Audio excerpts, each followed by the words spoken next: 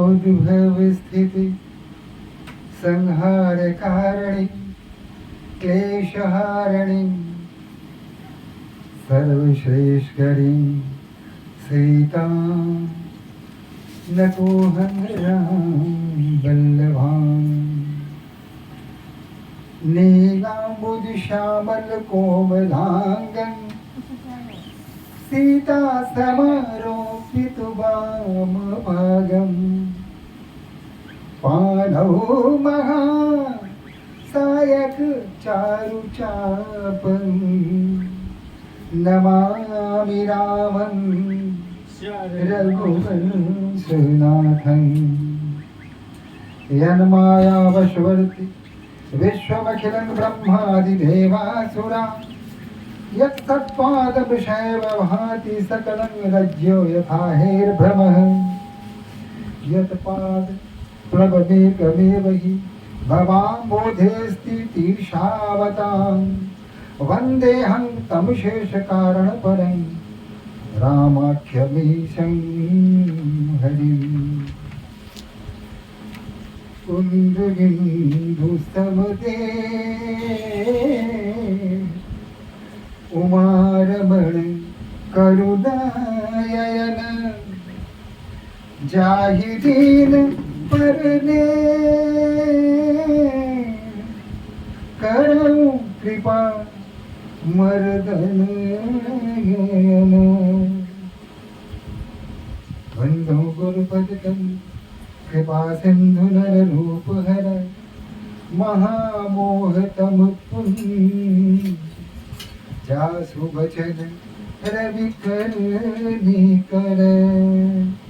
एक बार बोलिए सियापति रामचंद्र की पवन सुत हनुमान की जय उमापति महादेव की जय जगत जननी अम्बे की जय वृंदावन बिहारी लाल की जय जय जय श्री सीताराम।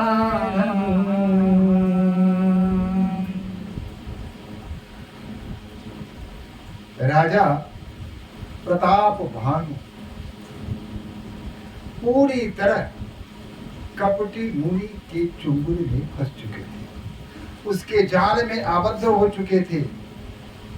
उनके हृदय में उस कपटी मुनि के प्रति अगाध श्रद्धा उमड़ आया, भक्ति भाव आ गया।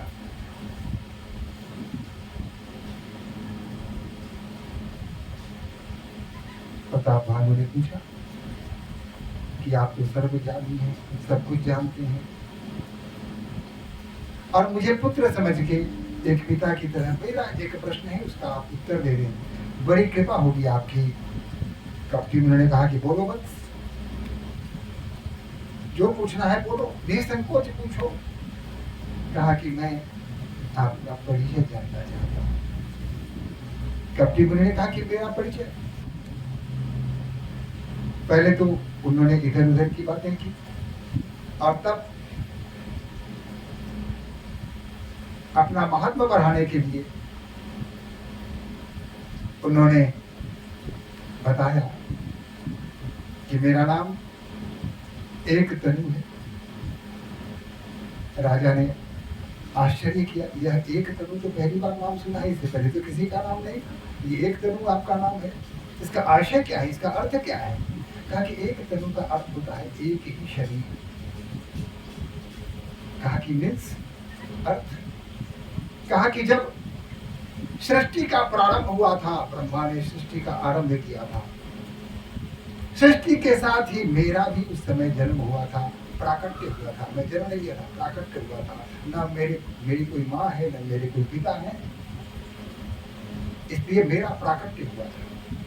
और तब से लेकर इस बीच में पता नहीं कितने युग बीत गए, कितनी बार त्रेता आया, द्वापर आया, कलयुग आया, सतयुग आया, ये सारे युग आते रहे जाते रहे, लेकिन मैं ज्यों कहते हूँ उसी शरीर में आज तक हूँ, कोई अंतर नहीं पड़ा है, बस वैसा का ही वैसा हूँ, उसी शरीर के साथ।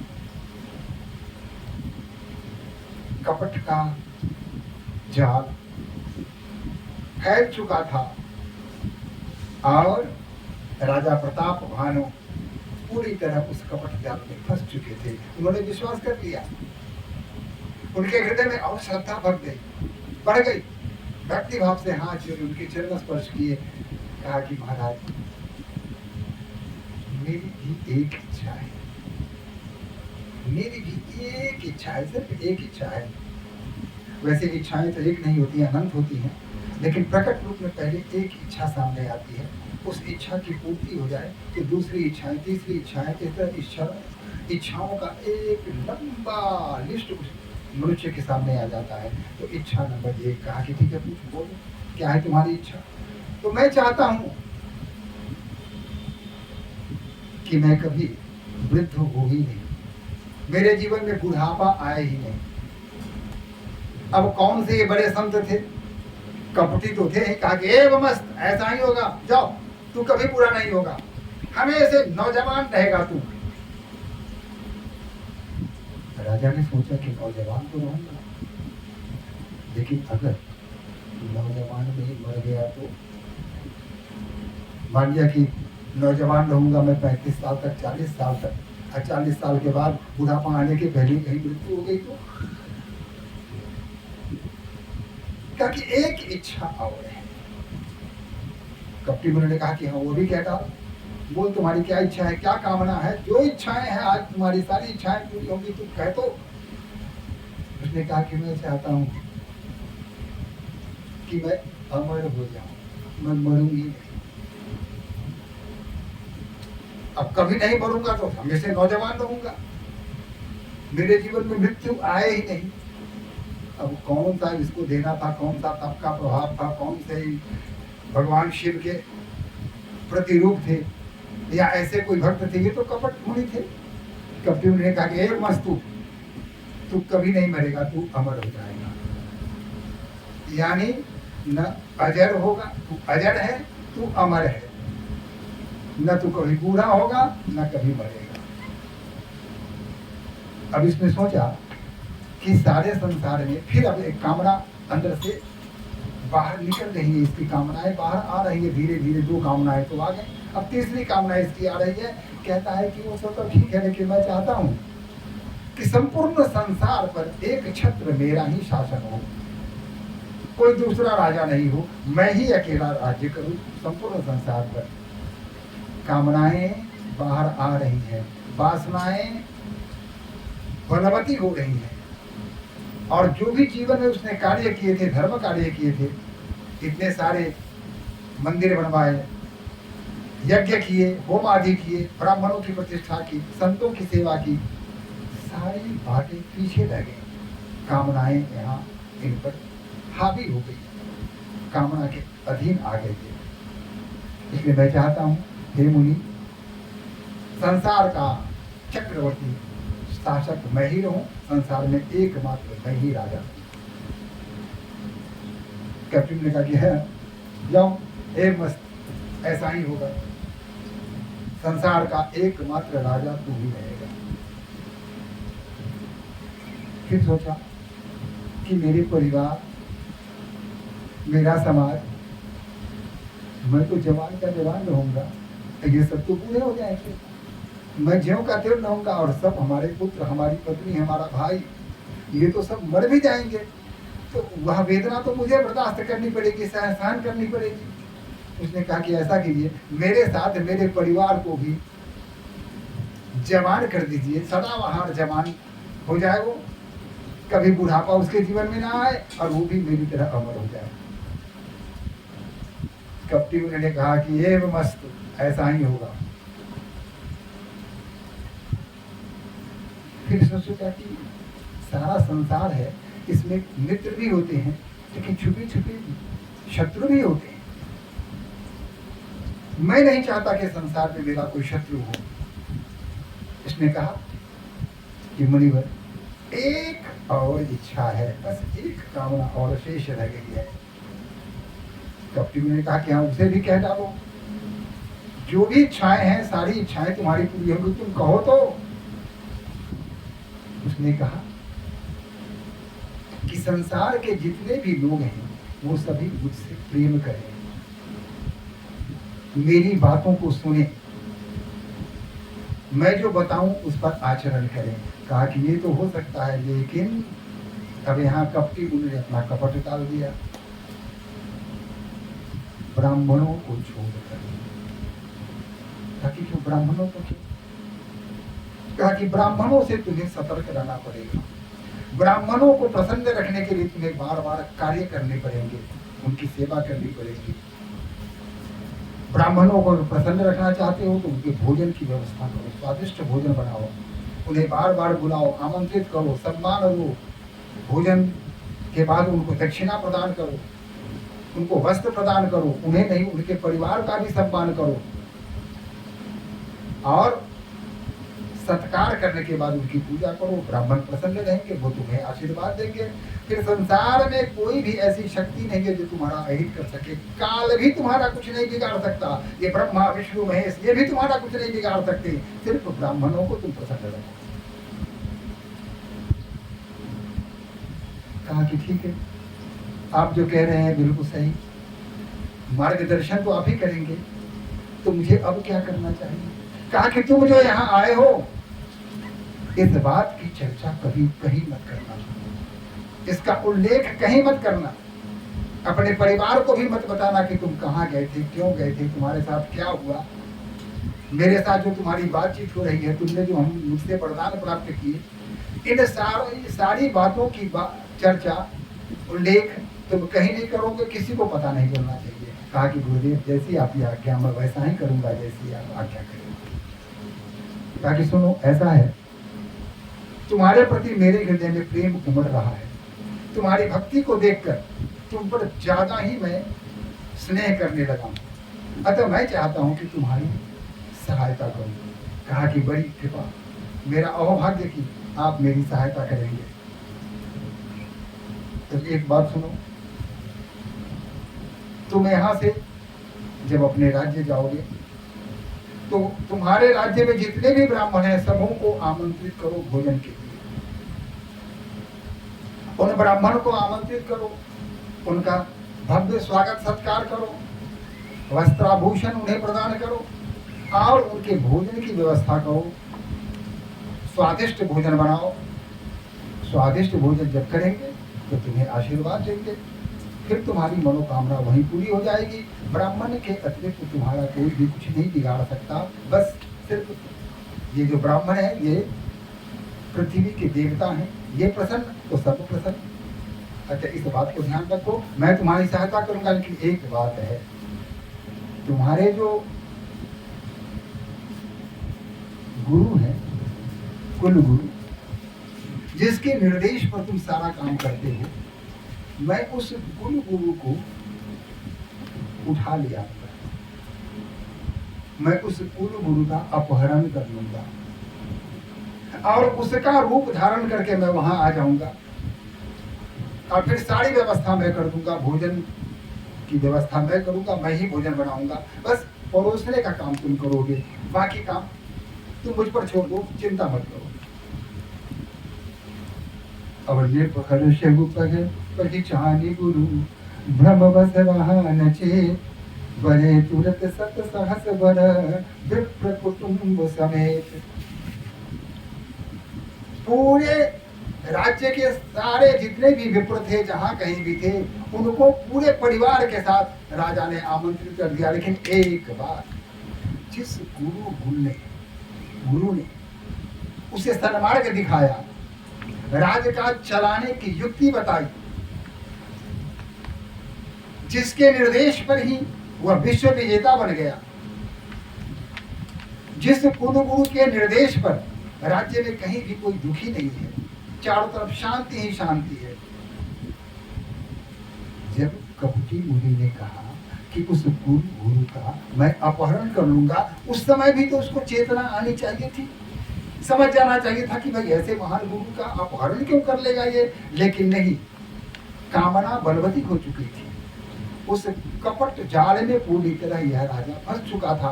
अतः उसकी प्रत्येक बात को उसने सत्य समझ लिया, उसने ऐसी जाल बिछाई, ऐसी रचना की, ऐसा प्रपंच किया कि बचने का कोई मार्ग ही उसने नहीं छोड़ा। ठीक है, जितने भी ब्राह्मण थे परिवार के साथ उन्हें आमंत्रित किया। उपहोहित जब नार बनाई, छरसचारी विधि जसी श्रुति गाई। कुलगुरु को तो अपहरण कर लिया, वो रातें में उठा के ले गया और उसके जगह पर अपने आ गया। और कपटी गुरु का जो सहयोगी था जिसका नाम था काल, सत्य, ये जो राजा सत्यकेतु, तो जो ये जो कपटी मुनि था उसका सहयोगी था जिसका नाम था काल केतु। राजा को तो खैर खिला पिला के सुला दिया, दिन भर का थका हुआ था, जाते ही सो गया। काल केतु फिर आ गया। वह काल केतु, वह जो बाराह का रूप धारण करके राजा को भटकाते हुए इस विजन जंगल में ले आया था, वह काल केतु था, बाराह का रूप धारण करके आया था। वही दोनों मिलकर षड्यंत्र कर रहे थे कि राजा को किस तरह हानि पहुंचाया जाए। अब जब राजा सो गया तो काल केतु प्रकट हो गया, कहा कि चिंता मत करो, सारा काम मैं कर लूंगा। तुमने कहा है तुम्हें जाने की आवश्यकता नहीं है, कपट मुनि तुम यही रहो। और क्योंकि वो राक्षस था और काल केतु को सपरिवार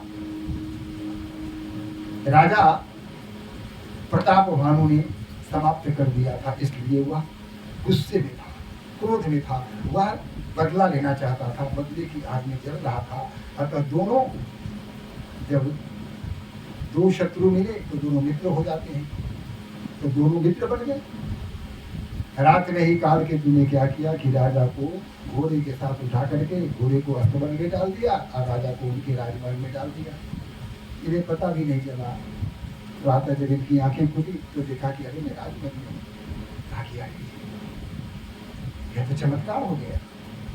वहां भी कपट मुनि को हाथ जोड़ के प्रणाम किया कि धन्य हो मुनि, आपने तो चमत्कार कर दिया। अंधेरा था, राजा उठे, चुपके से निकले, अस्तबल ले गए, घोड़े को निकाला, सवार करके जंगल में चले गए। और जब सूरज उगने को आया तो वहां से वो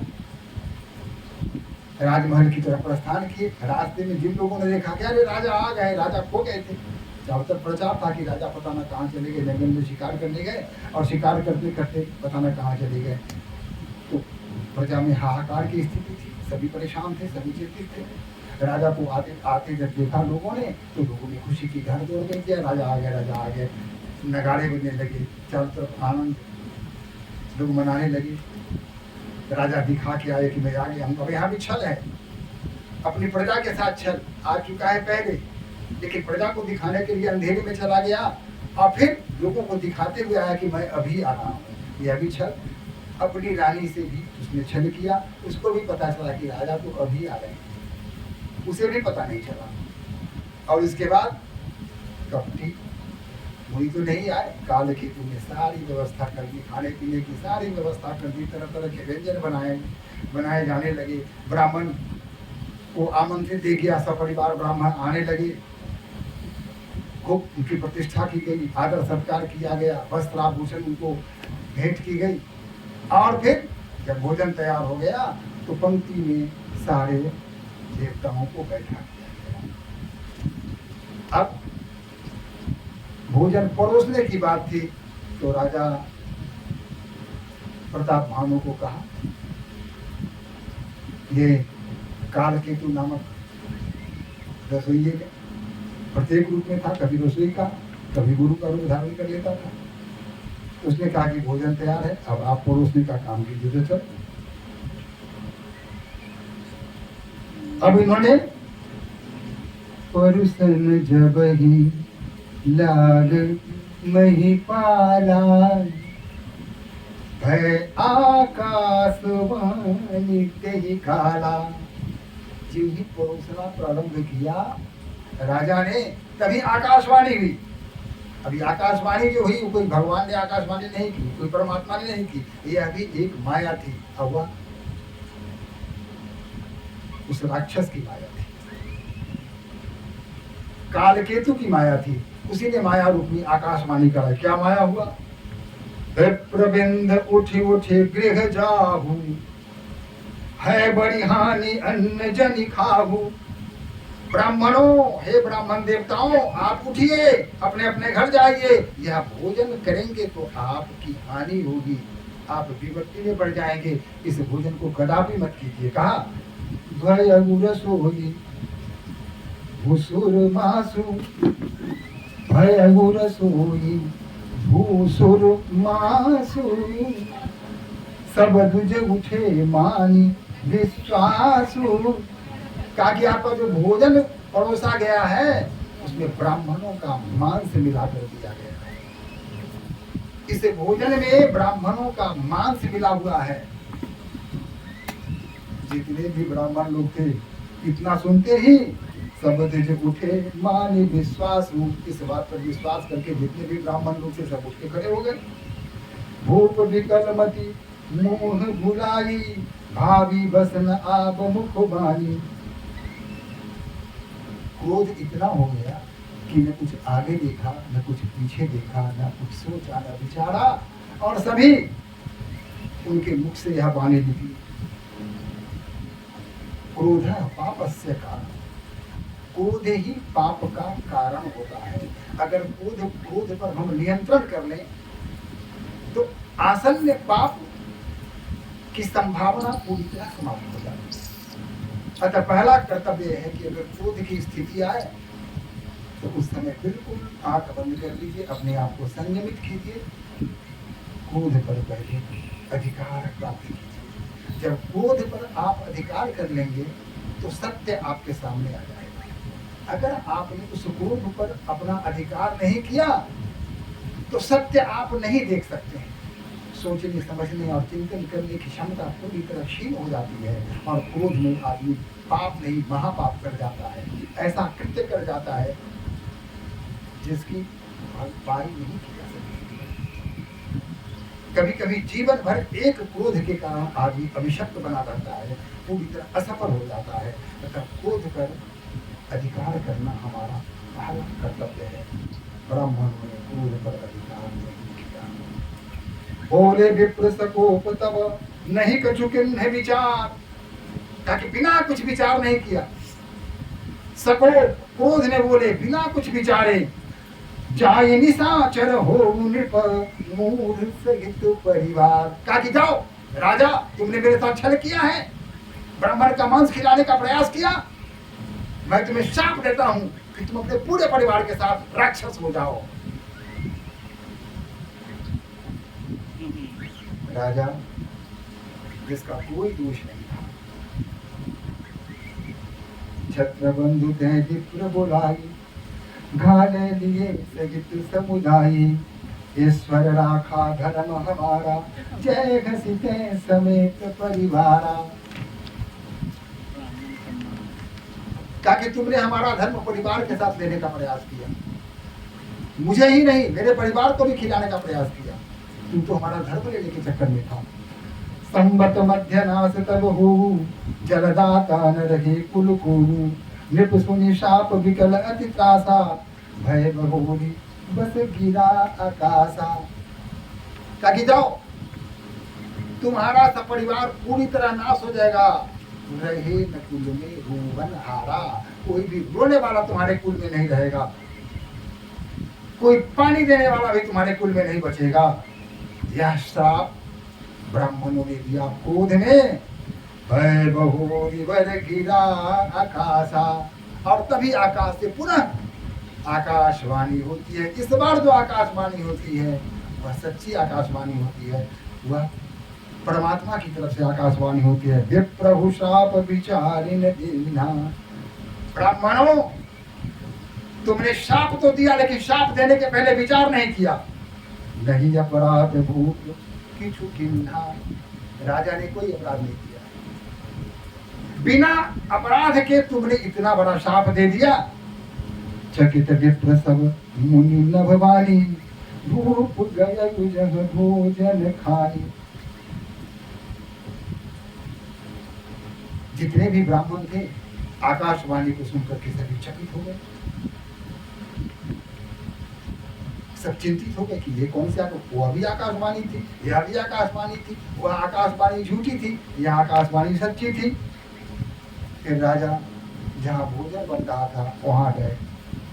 तहन असन नहीं विप्र सुआरा, फिर उड़ाऊ मन सोच अपारा, सब प्रसंग सुरही सुनाए, प्रसिद्ध पड़े अग्नि अकुलाए। वहां जाकर देखा न रसोईया है न भोजन है, सब माया में था, कुछ बनाया नहीं गया था, भ्रम उत्पन्न किया गया था, भोजन कहीं नहीं था। 56 प्रकार से भी अधिक भोजन, जिसको गिनना कठिन था।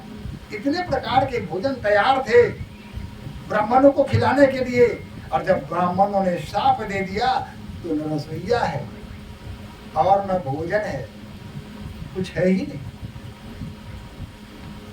राजा फिर लौट के आते, हाथ जोड़ के कहते हैं कि तो सब माया था, मैंने कौन सा अपराध कर दिया कि मेरे अपराध की सजा, आप ही बताइए मेरा क्या अपराध है। ब्राह्मणों ने जब कभी भी बिना सोचे समझे, बिना विचार किए जब अपराध अभिशाप दिया है तो संसार में अराजकता फैली है। याद कीजिए, ब्राह्मण जब गए थे भगवान हरि से मिलने, जय विजय ने उन्हें रोका। जय विजय ने वही किया जो उसे करना चाहिए था। भगवान श्री हरि सो रहे थे और उसने कहा था कि अभी श्री हरि सो रहे हैं, अतः अगर आप उनसे मिलेंगे तो उनके नींद में बाधा उत्पन्न होगी, उनकी नींद टूट जाएगी। अतः आप प्रतीक्षा करें, जब वो नींद से जग जाएंगे तब आप उनसे मिल लीजिएगा। इतनी ही बात पर ब्राह्मण क्रोधित हो गया और कह दिया कि जाओ तुम राक्षस बनोगे अगले जन्म में। वहां भी ब्राह्मणों ने बहुत बड़ा अपराध किया, बिना सोचे समझे क्रोध में आकर के किसी को शाप दे देना, क्या यह ब्राह्मण उचित हो? दूसरी जगह आप देखेंगे कि नारद मुनि, वो भी तो ब्राह्मण है, शिव के गण को उन्होंने जो उनके आसपास बैठे थे उसको शाप दे दिया, जाओ तुम दोनों राक्षस बन जाओगे। वहां भी ब्राह्मणों ने विवेक का परिचय नहीं किया, वहां भी क्रोध में आकर के बिना सोचे समझे उन दोनों दूतों को, जो शंकर के गण थे, भगवान शिव के गण थे, उसको श्राप दे दिया कि तुम दोनों राक्षस बन जाओगे। और यहां भी राजा प्रताप भानु का कोई दोष नहीं, उसका कोई अपराध नहीं है। और जल्दीबाजी में आकर, शीघ्रता में आकर के, क्रोध के आवेग में आकर के शाप दे दिया कि जाओ तुम पूरे परिवार के साथ राक्षस बन जाओ। इतना बड़ा शाप दे दिया। अतः ब्रह्म जानाति इति ब्राह्मणः, जो ब्रह्म को जानते हैं वही ब्राह्मण होते हैं। अगर आपने अपने क्रोध पर अधिकार नहीं किया, क्रोध को पराजित नहीं किया, क्रोध को जीत नहीं सका, तो आप ब्राह्मण कैसे हो सकते हैं? तो आप पूरे ब्राह्मण नहीं है, आप अधूरे ब्राह्मण। इसीलिए कहते हैं भूसुर, भूदेव, भू जो धरती के देवता हैं उन्हें ब्राह्मण कहा गया है। ब्राह्मण का स्थान बहुत ऊंचा है, लेकिन अगर क्रोध इस तरह ब्राह्मण करते रहे तो क्या होगा? यह सृष्टि विनाश की तरफ चली जाएगी। इसी के कारण रावण अगर जन्म लिया तो इन ब्राह्मणों के शाप के कारण ही। हालांकि दूसरी बात है कि सब हरी इच्छा थी, ईश्वर जो चाहता है यही होता है, और यही हुआ। कुछ दिनों तक राज किया और फिर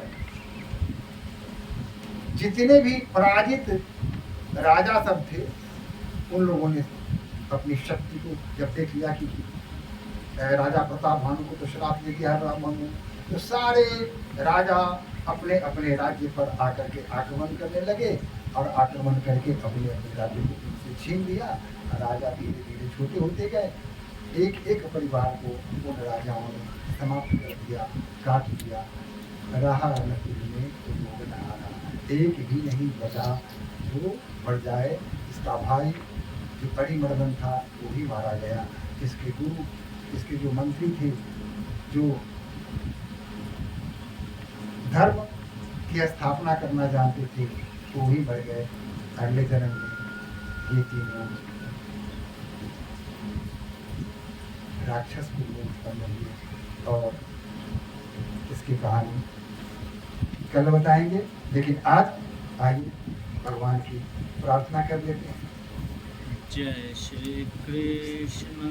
श्री राम जय राम, जय जय राम। श्री राम जय राम, जय जय राम। श्री राम जय राम, जय जय राम। श्री राम जय राम, जय जय राम। श्री राम जय राम, जय जय राम। श्री राम जय राम, जय जय राम। ओम सहना भवतु, सहना भुनक्तु, सह वीर्यकरभावहै, तेजस्विनाधीनमस्तु मा विद्विषावहै। ओम शांति शांति शांति।